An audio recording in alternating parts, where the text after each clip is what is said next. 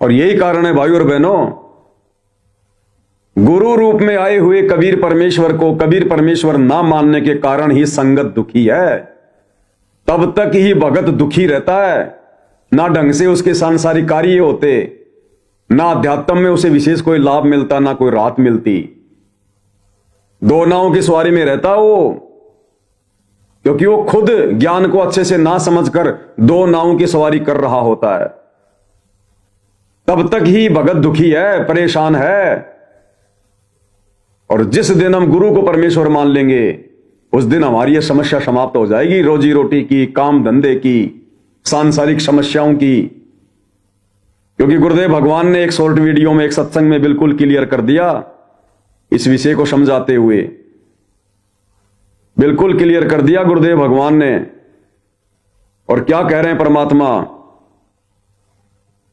कि जब तक तुम दोगला सा व्यवहार करते हो ना अपने गुरु जी के साथ में, दोगला सा व्यवहार, तब तक तुम्हें यहां के संपूर्ण लाभ नहीं मिलेंगे, तुम्हारे कार्य सिद्ध नहीं होंगे उस लेवल पर जिस लेवल पर होने चाहिए भगवान के शरण में आने के बाद।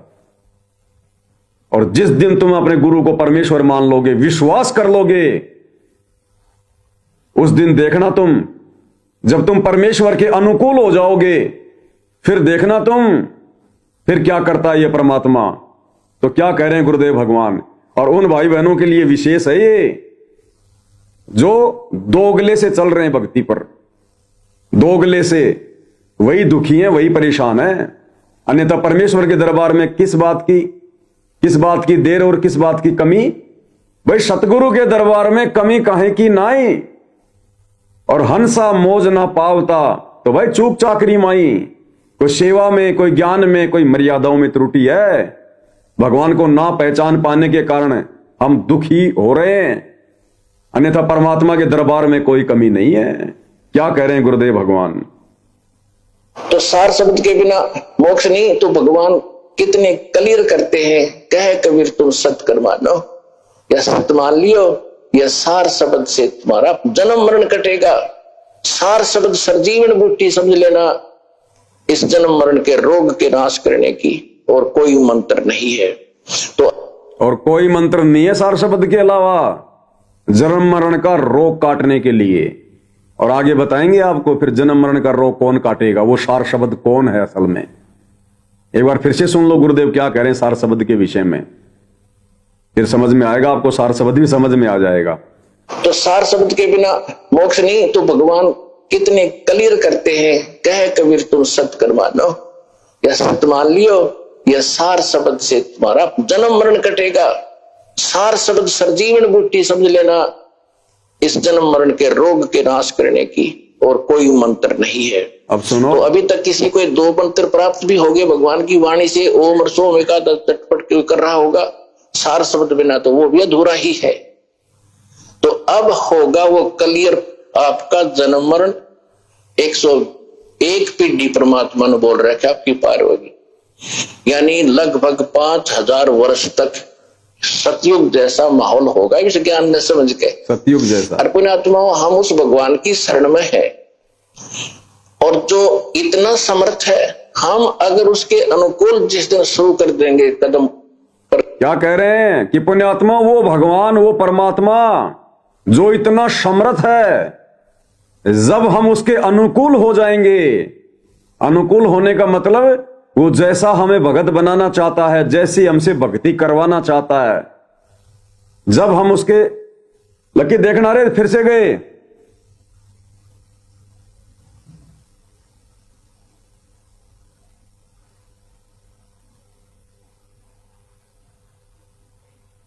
क्या समस्या है बार बार।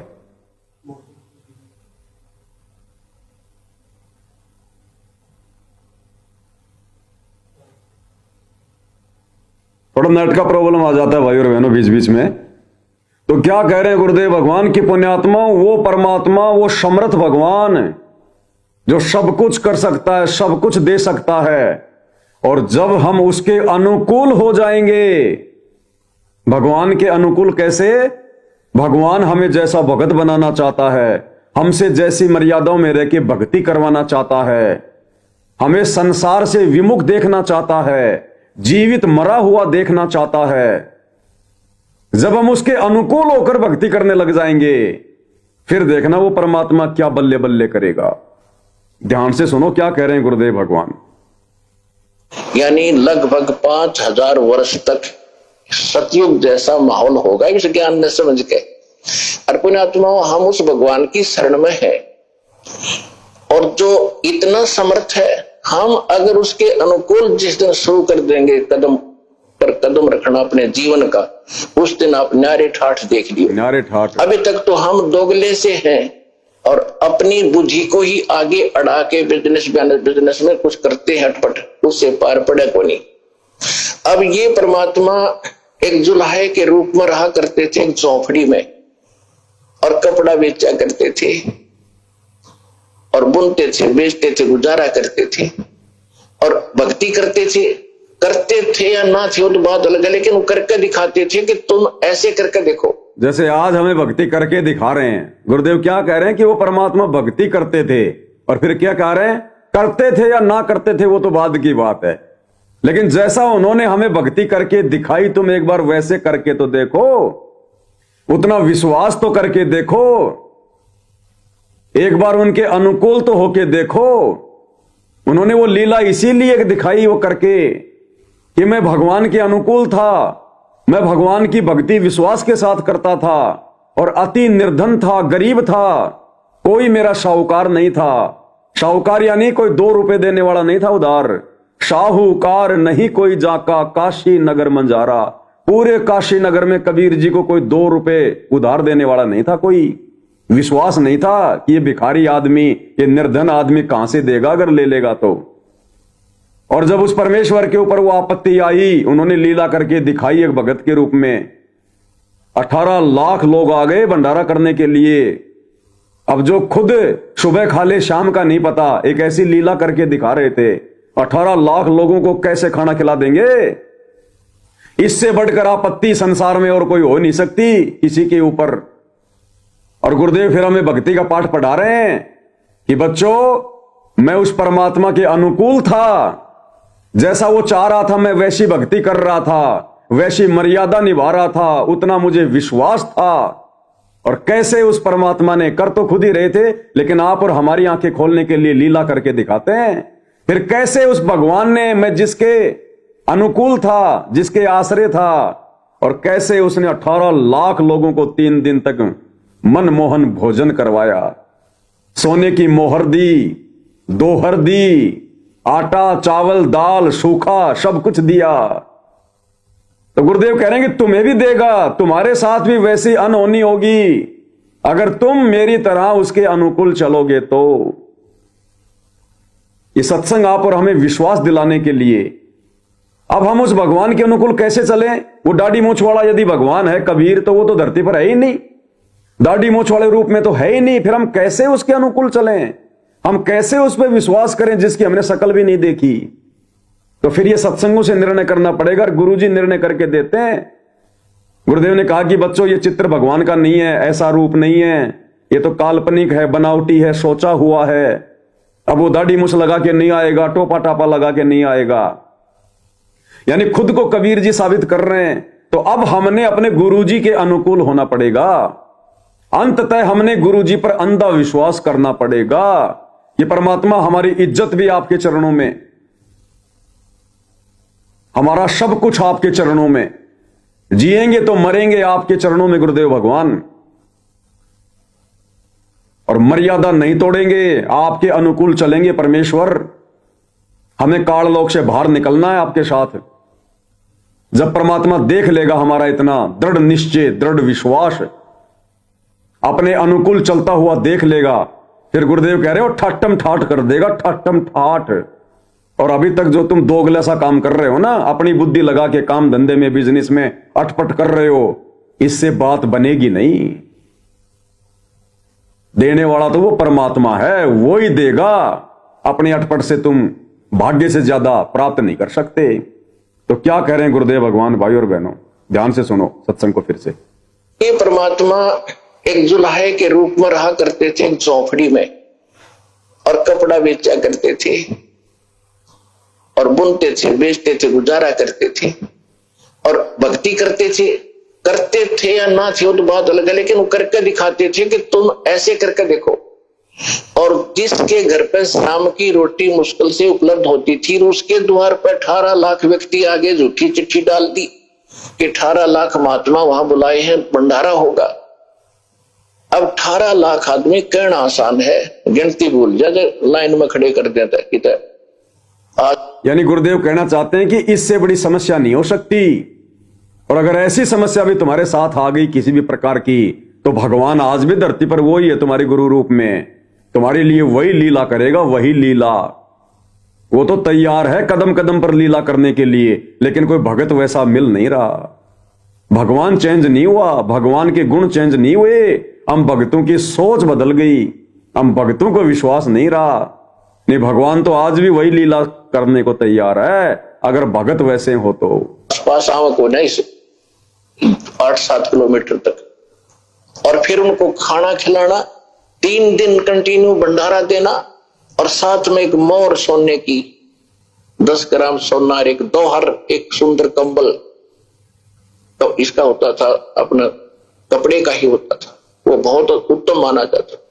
और सूखा सीधा जो मांगे, आटा दे दो आटा ले जा भाई, चीनी दे दो चीनी ले जा भाई, पूरा ले जा, वो न्यारा। तो कहने का वो कहां से आया? सतलोक से। जैसे आप आरती में पढ़ते हो, आया है बंजारा के सो आया काशी, लाया माल पारा, 9 लाख बोडी भरी विशंबर, दिया कबीर भंडारा। 9 लाख बैल सतलोक से लेकर आए भगवान, उसमें वही सिस्टम था ट्रांसपोर्टेशन का। और उनके ऊपर जैसे गधों के बोरे होते, ऊंटों के होते, ऐसे बोरियों में, ऐसे थैलों में सारा सामान भर रखा। 9 लाख और 18 लाख आदमी जमाने से 9 लाख बैलों पर लाद कर लाए सतलोक से, सचखंड से बना बनाया। कचौड़ी, पकौड़ी, दही, बड़े, जलेबी, पूरी, सारे आइटम, हलवा, खीर, और वहां तंबू लगा दिए, और पूरियों की, लड्डुओं की, जलेबियों की नो पूरे पूरे ढेर के ढेर। और साथ में वही से परमात्मा के हंस आए थे, उन बंजारे बनके, उन बैलों के साथ जो वहां भंडारा करवा रहे थे। और जो 3 दिन तक अखंड भंडारा चला सकता है, वो मालिक क्या आपको भूखा रहने देगा? पूरे विश्व में छका दे 1 मिनट में, ऊपर से भेज दे आपके लिए स्पेशल, जिस दिन आप उसके अनुकूल हो जाओगे।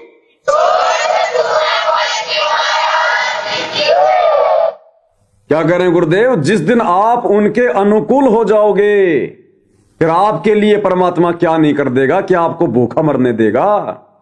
जो तुम ये अटपट करते रहते हो, अपना दिमाग लगाते रहते हो, देश विदेश में भागते रहते हो, चक्कर काटते रहते हो, पूर्व पश्चिम उत्तर दक्षिण फिरदा दाने दाने नू, सर्व कला सतगुरु साहिब की, हरि आए हरियाणे नो।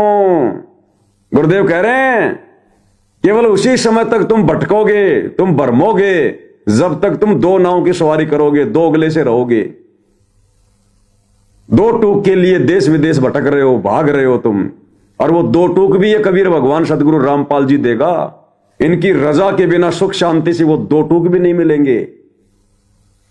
और अगर इनके अनुकूल चलेंगे तो हमें क्या जरूरत है फिर देश विदेश जाने की, विदेशों में कमाने की? परमात्मा यहीं अमेरिका बना देगा, यहीं पे परमात्मा वो बिजनेस दे देगा। एक बार विश्वास तो करके देखें हम अपने भगवान पर, अपने परमेश्वर पर। ये समर्थ है जो पूरी दुनिया को खिला रहा है। उन अमेरिका वालों को कौन खिला रहा है?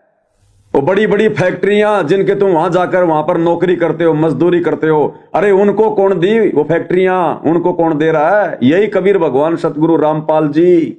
पूरे विश्व में इन्हीं के तो आत्माएं हैं।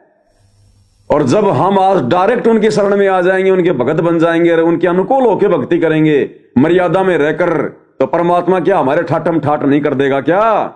तो क्या करें गुरुदेव भगवान उन भगत भाई बहनों के लिए जो केवल अपना ही दिमाग लगाकर कि बस मैं अपना बिजनेस सेट कर लूंगा, काम धंधा सेट कर लूंगा, धनी बन जाऊंगा। परमात्मा कहते हैं लाख जन्म भी नहीं बन सकता जब तक भगवान के अनुकूल नहीं चलेगा। और अगर बन रहा है, घर में माया आ रही है, तो वो तेरे संस्कार की आ रही है, तेरे भाग्य की आ रही है, भगवान के कोटे की नहीं आ रही। क्या कह रहे हैं गुरुदेव?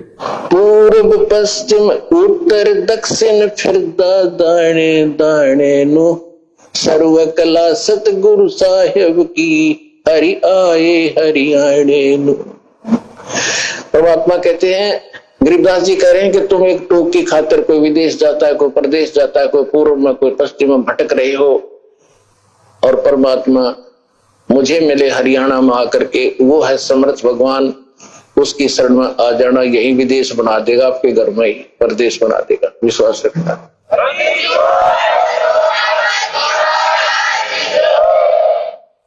यही विदेश बना देगा, यही प्रदेश बना देगा, यही अमेरिका बना देगा परमात्मा।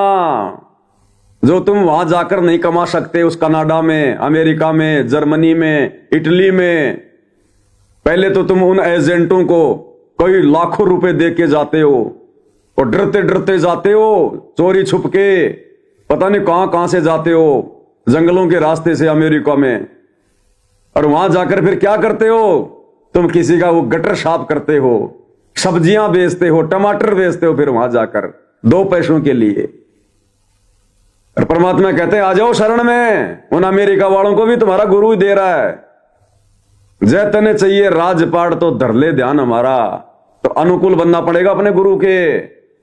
अब भाई बहन जो हिंदुस्तान में रह रहे हैं और हिंदुस्तान में अगर एक दूसरे स्टेट में अगर उनको काम धंधे के लिए जाना पड़ता है, तो वो ये ना सोचें कि हम तो अपना स्टेट छोड़ के दूसरी जगह ना जाएं। अरे हिंदुस्तान में तो हम कहीं भी काम कर लेंगे, उसकी छूट है, क्योंकि ये हमारा देश है। हरियाणा का राजस्थान में काम करने जा सकता है, राजस्थान का गुजरात में जा सकता है, बंबई जा सकता है, बंबई का दिल्ली आ सकता है, पंजाब आ सकता है, उसमें कोई दिक्कत नहीं है। लेकिन परमेश्वर ने उन लोगों के लिए कहा है जो ढंग से भक्ति नहीं करते, मर्यादाओं में नहीं रहते और फिर 2 रोटी के लिए देश विदेश भागते रहते हैं। अरे ये देश विदेश वाले तो आने वाले समय में हिंदुस्तान आएंगे सब कुछ छोड़ छाड़ के। ये भगवान तो हिंदुस्तान में बैठा है, हम क्यों पड़े वहां पर 7 समुद्र दूर। ये विदेश वाले तो हिंदुस्तान में आने की सोच रहे हैं, और नादानी के कारण हिंदुस्तान वाले गुरु भगवान की शरण ना होने के कारण, विश्वास ना होने के कारण, या जिन्होंने नाम ले लिया फिर वो दोगली सी भक्ति करते हैं, फिर वो करते हैं अटपट कि विदेश जाके कमा लो, गुरुजी मेरा वीजा लगवा दो, मेरा वीजा लगवा दो। तो ऐसे ही बरवाड़ा आश्रम में एक बार गुरुदेव भगवान के पास में एक भगत ने अरदास लगाई कि गुरुजी मेरा वीजा लगवा दो, वीजा, हाँ, कि गुरुजी दया कर दो मेरा वीजा लग जाए, मैं अमेरिका जाना चाहता हूं। उसने गुरुजी से कहा कि गुरुजी मेरा वीजा लगवा दो, मैं अमेरिका जाना चाहता हूं, अमेरिका।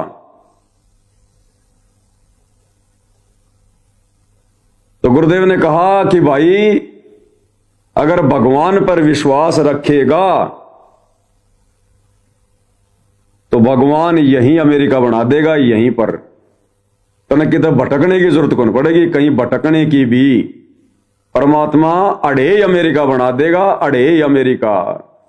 क्या कहा गुरुदेव भगवान ने, एक बार उन्हीं के मुख कमल से सुनेंगे भाई और बहनों।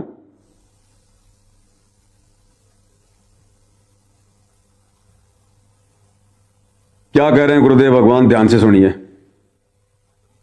एक भक्त ने कहा जी मैं विदेश जाना चाहता हूं, अमेरिका का वीजा चाहता हूं, पर बन नहीं रहा, मैंने सारे प्रयत्न कर लिए।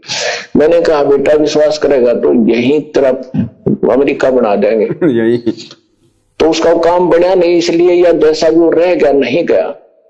अब 2 महीने पहले वो कह रहा था जी जो आपने वचन बोले थे, आज मेरा यही अमेरिका बन गया, सारे सुख हो गए। और जो प्लाट था एक, वो किसी ने दबा रखा था, वो भी मिल गया, काफी कीमती था। तो यहां परमात्मा गरीबदास जी कह रहे हैं पूर्व पश्चिम उत्तर दक्षिण फिरदा दाणे दाणे नो, और सर्व कला सतगुरु साहिब की हरियाई हरियाणे, सारे सुख देगा, तुम्हें मोक्ष देगा।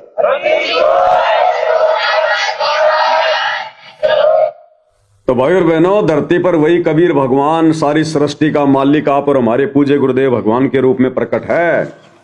अगर हम इनको पहचान लेते हैं और जिस प्रकार हम उस दाढ़ी मूछ वाली कबीर जी की समझे जाने वाली नकली फोटो के ऊपर समर्पित हैं, यदि हम अपने गुरुदेव भगवान के ऊपर समर्पित हो जाएं इतना, और जून के महीने में उस मुर्दा कागज की कबीर जी की समझे जाने वाली फोटो का प्रकट दिवस ना मनाकर प्रति वर्ष 8 सितंबर के दिन सतगुरु रामपाल जी को रियल कबीर मानकर उनका सतगुरु प्रकट दिवस मनाएं और साध संगति से जुड़कर हर प्रकार से मर्यादाओं में रहकर भक्ति करें, गुरुदेव को प्रसन्न करें। फिर देखना परमात्मा यहीं अमेरिका, यहीं अफ्रीका, यहीं कनाडा बना देगा। 2 टूक के लिए धक्के खाने की जरूरत नहीं, भटकने की जरूरत नहीं। अरे समर्थ की शरण में आने के बाद और 2 रोटी की चिंता, फिर धिक्कार है उस भगत को। वो मर्यादाओं में नहीं है, उसको विश्वास नहीं है। नहीं तो ये परमात्मा जो तीनों लोकों में प्रवेश करके सबका धारण पोषण कर रहा है, क्या अपने भगत को भूखा मरने देगा क्या? अरे जिसको भजन दे दिया क्या उसको भोजन नहीं देगा क्या? ये परमात्मा तो जानवरों को भी दे रहा है कि पो पाटी पगड़ा भया और जागी जिया जोन, सब काहों को देत है वो चौंस समाना चून। क्या अपने भगत को नहीं देगा?